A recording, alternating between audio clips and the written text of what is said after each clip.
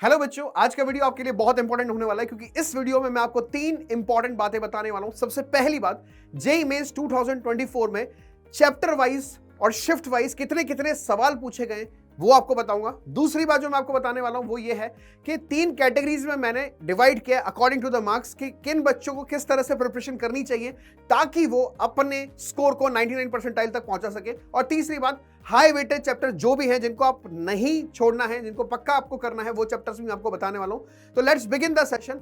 सबसे पहली बात जो मैं आपको बताने वाला हूं बच्चों वो है जेईई मेंस 2024 शिफ्ट 1 का एनालिसिस। आप देख सकते हैं कि सबसे हाई प्रायोरिटी पे जो चैप्टर है वो 3 डायमेंशनल ज्योमेट्री।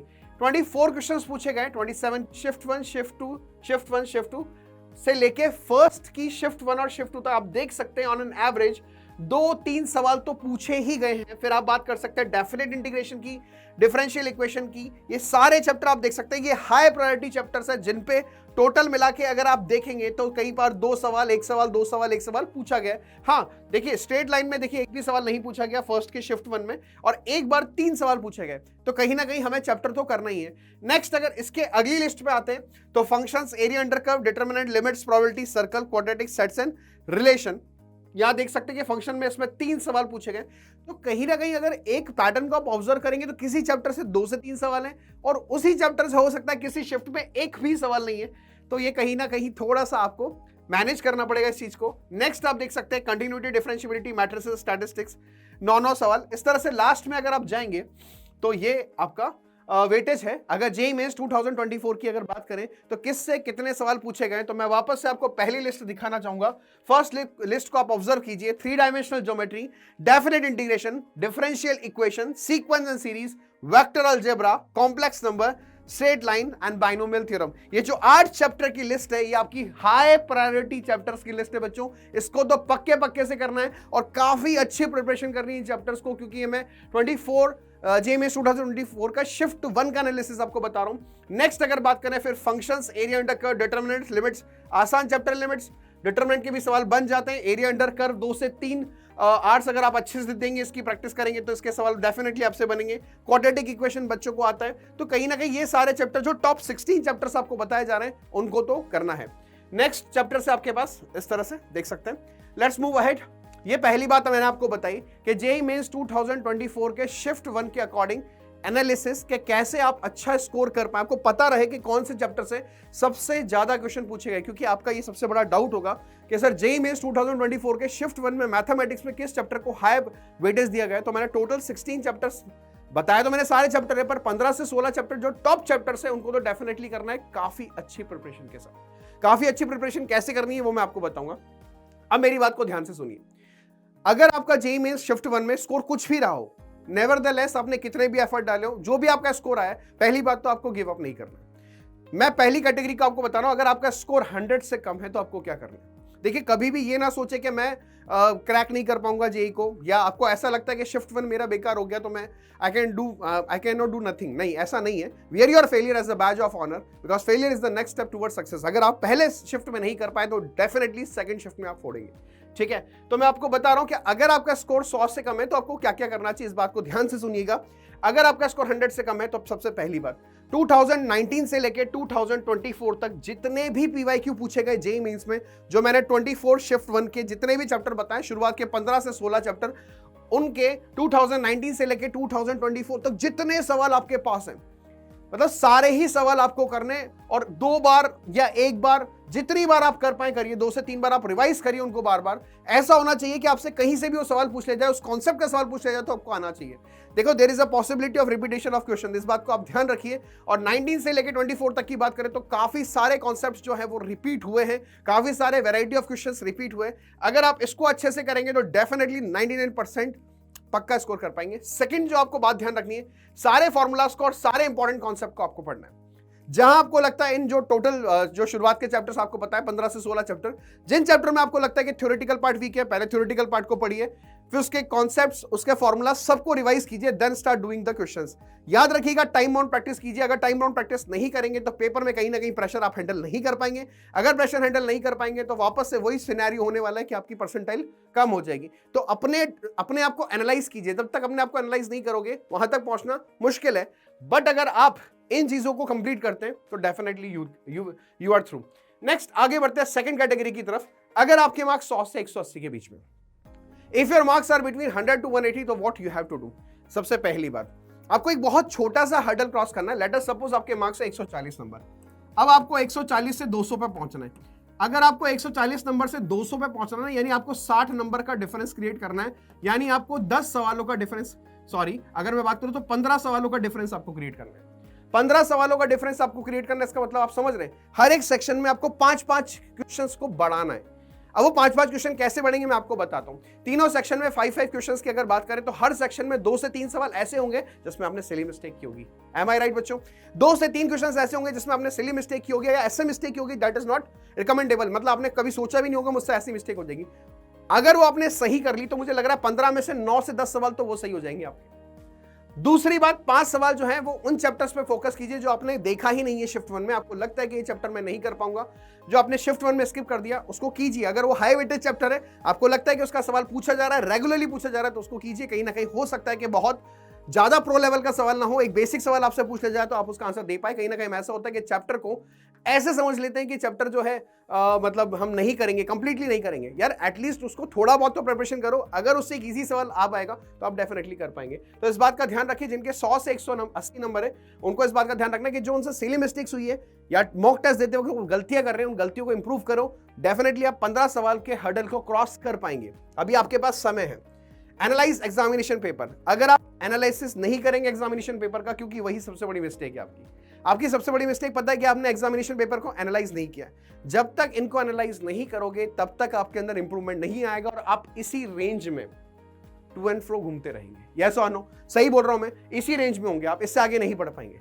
जब तक हम गलतियों पे सुधार नहीं करेंगे तब तक हम आगे नहीं बढ़ पाएंगे। तो अपने एग्जामिनेशन पेपर को एनालाइज जरूर कीजिए।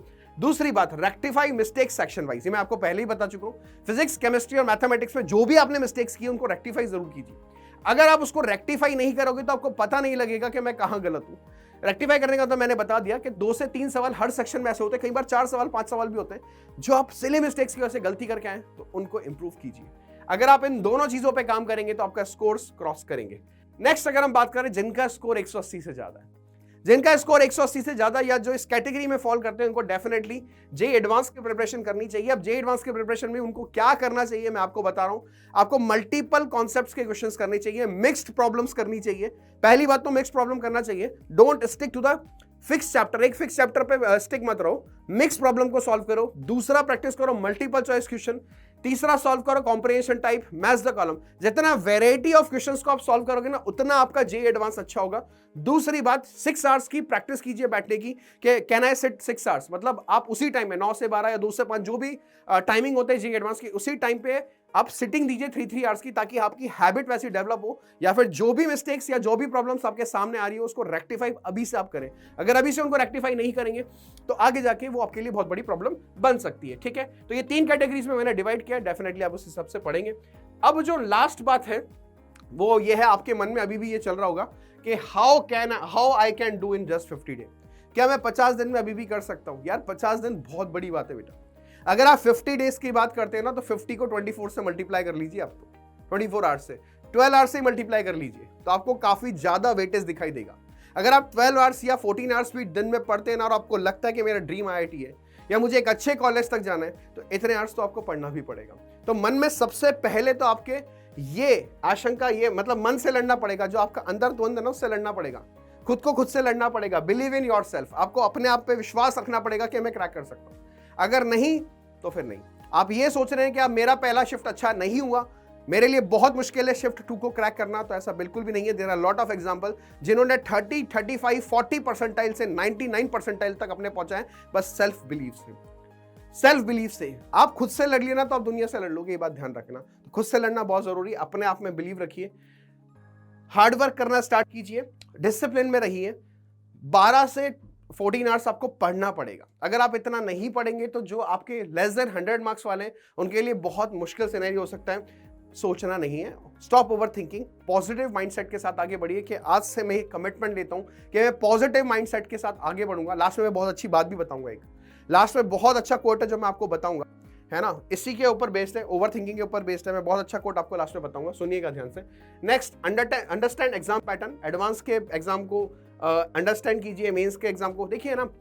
कई बार क्या होता है कि हम है ना शुरुआत के 1.5 घंटे में ना इतना स्टक हो जाते हैं ना पेपर में कि हमारा कॉन्फिडेंस या मॉरल जो है डाउन चला जाता है। एक बात ध्यान रखिए, 1 question is enough to ruin your entire paper, ये बात ध्यान रखिएगा। तो किसी भी ऐसे क्वेश्चन में स्टक ना हो शुरुआत के 1.5 से 2 आवर्स में, जो आपकी कैलकुलेशन या आपके मेंटल लेवल को गिरा दे, इस बात का ध्यान रखना। ऐसे क्वेश्चन से बचना है। एग्जामिनेशन जानबूझ के ऐसे क्वेश्चन देता है एग्जाम में, ऐसे क्वेश्चन से आपको बचना है। अगर आप नहीं बचोगे तो आपका पेपर वहीं खत्म हो जाएगा। आपको फटाफट 1.5 से 2 घंटे में जो बेस्ट क्वेश्चंस हैं, जो 1 लाइनर्स है, 2 लाइनर है, 3 लाइनर है, जो एक बार में आपसे सॉल्व हो सकते हैं, उनको करते हुए आगे बढ़ना है। आपका कॉन्फिडेंस लेवल बूस्ट होगा और जो डिफिकल्ट क्वेश्चंस हैं उनको भी शायद आप काफी आसानी से सॉल्व कर पाएंगे। ठीक है, practice with mock test. Mock test के साथ प्रैक्टिस कीजिए। अब ये भी ध्यान रखिए कि वीक में 7 दिन है तो 7 दिन मॉक टेस्ट दे रहे हैं, वो गलत है। सरप्राइजिंग फैक्टर हमेशा बना होना चाहिए। आप 3 टेस्ट दीजिए चलेगा, पर 7 दिन टेस्ट देना गलत बात है, क्योंकि जब तक हम डेली टेस्ट देंगे ना तो पता है क्या होगा, सरप्राइजिंग फैक्टर खत्म होगा। सरप्राइजिंग फैक्टर खत्म नहीं होना चाहिए। हमारे लिए टेस्ट एक बहुत बड़ी चीज है, हमारे लिए सबसे बड़ा पड़ाव ही टेस्ट है। हमारे प्रिपरेशन का सबसे बड़ा रिजल्ट ही टेस्ट होता है। तो ज्यादा टेस्ट ना दीजिए, एक वीक में 3 test is enough to give. ठीक है, रिवीजन करते रहिए बार बार सारे फॉर्मूलाज को, सारे कॉन्सेप्ट को। ठीक है, अब मैं मस्ट डू टॉपिक्स आपको बता रहा हूं। वैसे तो मैं आपको शुरुआत में ही बता चुका हूं कि 2024 के शिफ्ट 1 के हिसाब से आप देख सकते हैं कि 15 से 16 चैप्टर कौन से आपके लिए सबसे इंपॉर्टेंट है, सबसे हाई वेटेड चैप्टर, जिनमें सबसे ज्यादा सवाल पूछे गए। यानी अगर आप उसका क्रक्स देखेंगे तो 15 से 16 सवाल या 15 से 18 सवाल आप कर पाएंगे। उन चैप्टर्स को आपने अच्छे से कर लिया। और 15 से 18 सवाल का मतलब समझ रहे हैं, मैथमेटिक्स में आप मोर देन 60 मार्क्स स्कोर कर रहे हैं, और मैथमेटिक्स में अगर मोर देन 60 मार्क्स स्कोर कर रहे हैं तो कहीं ना कहीं मैथमेटिक्स में 99 परसेंटाइल आपने क्रॉस कर दिया। क्योंकि मैथ्स में 60 मार्क्स लाने का मतलब है लगभग 99 परसेंटाइल आपने क्रॉस कर दिया। अब यहाँ पे स्टेज वाइज मैंने टॉपिक्स को डिवाइड किया है, देखिए आप स्टेज वाइज भी कर सकते हैं। 11th का स्टेज 1 में ये टॉपिक्स आप कर लीजिए। सीक्वेंस सीरीज काफी हाई वेटेज है। बाइनोमियल, स्ट्रेट लाइन मैंने आपको बताया था, स्ट्रेट लाइन से काफी सवाल आए। सर्कल, क्वाड्रेटिक से भी 10 से ऊपर सवाल आए। Determinant matrices, area under curve बताया था, फंक्शन बताया था, एलसीडी बताया था। ये सारे चैप्टर से आपके ये 11th के और ये 12th के स्टेज 1 के हिसाब से जो हाई वेटेज चैप्टर है। नेक्स्ट, अगर 11th के टॉपिक स्टेज 2 की बात करें तो यहाँ पे देख सकते हैं ये दोनों चैप्टर तो पहली लिस्ट में ही शामिल थे, right. Vector algebra, 3 dimensional geometry, differential equation और डेफिनेट इंटीग्रेशन, चारों ही चैप्टर पहली लिस्ट में शामिल थे। तो ये चारों ही चैप्टर तो आपके मस्ट डू टॉपिक है, इनको छोड़ना ही नहीं है। जो शुरुआत के 8 चैप्टर की लिस्ट थी उसमें ये चारों शामिल थे।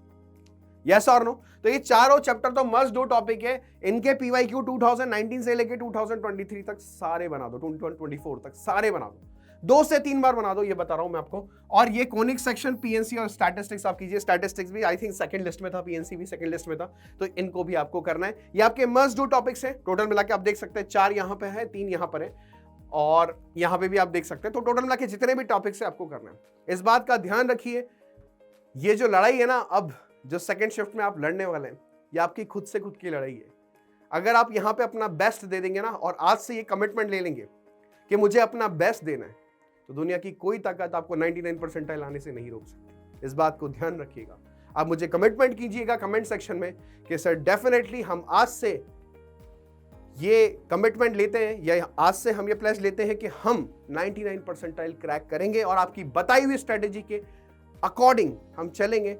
आप देखना 99 परसेंटाइल डेफिनेटली आपकी आने वाली है। लास्ट में बस मैं आपसे एक ही बात बोलना चाहूंगा, you may never know what result come from your actions, but if you do nothing, there will be no result. समझ रहे मेरी बात को? मैंने आपको कहा था, अगर आप ओवर थिंकिंग करते हैं, आप ये बैठे बैठे सोचते हैं कि मैं कुछ नहीं कर पाऊंगा, अब मेरा शिफ्ट 1 इज स्पॉइल्ड, शिफ्ट 1 में मुझे 30 परसेंटाइल मिला, 40 परसेंटाइल मिला, मुझे कहीं तक उम्मीद भी नहीं दिखाई दे रही कि अब मैं क्या 99 परसेंटाइल तक पहुंच पाऊंगा। देखिए बेटा, ध्यान रखिए, आप सेटबैक से कम बैक करेंगे वापस से। बस इस बात को ध्यान रखिए। दोबारा से मैं इस बात को बोल रहा हूं, you may never know what results come from your action, but if you do nothing there will be no result. If you sit idle, you are doing nothing, तो पक्की बात है रिजल्ट नहीं आएगा। बट अगर आप कोई ना कोई एक्शन परफॉर्म करेंगे तो कोई ना कोई रिजल्ट, कुछ ना कुछ तो आप अचीव करेंगे डेफिनेटली। बस मैं इतना ही आपको बोलना चाहूंगा। Thank you so much everyone for patience thing and all the best for shift